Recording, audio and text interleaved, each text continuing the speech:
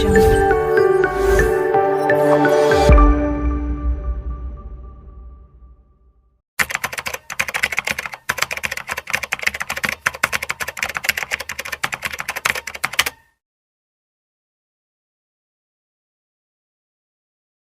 Hi friends, చూడండి ఇవాళ మంచి ఆరోగ్యకరమైన దోశ ఒకటి చెప్తున్నాను నేను.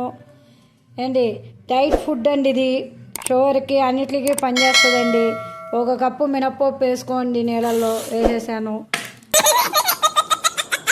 ఆ తర్వాత 2 కప్పులు సజ్జలు వేసుకోండి. ఇట్లా సజ్జలు అంటారు, తెలుసు కదండి, సజ్జలు.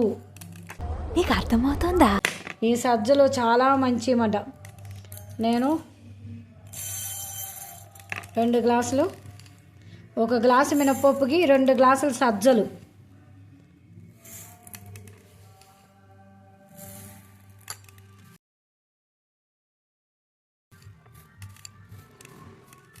చూసారు కదా, ఇదిగో 1 గ్లాసు మినపప్పు వేసాను, ఇంకో గ్లాసు సజ్జలు, ఇంకో గ్లాసు, మొత్తం 2 గ్లాసు సజ్జలు. 1 మినపప్పుకి 2 అంతే వేసేయండి. వేసిన తర్వాత ఇట్లతో పడి కొద్దిగా మినపప్పు వేసి ఇది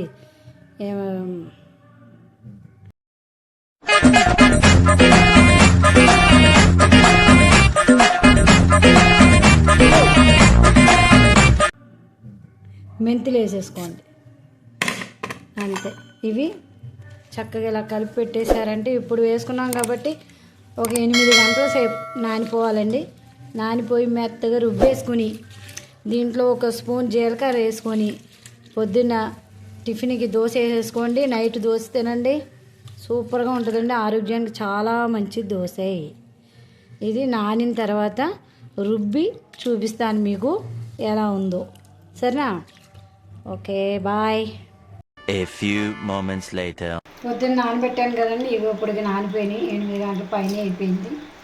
ఇలా నానిపోయినాయి చక్కగాను, చూసారు ఎలా అంటే. ఇప్పుడు దీన్ని మనం మిక్సీలో వేసి మెత్తగా రుబ్బేసుకుందామండి.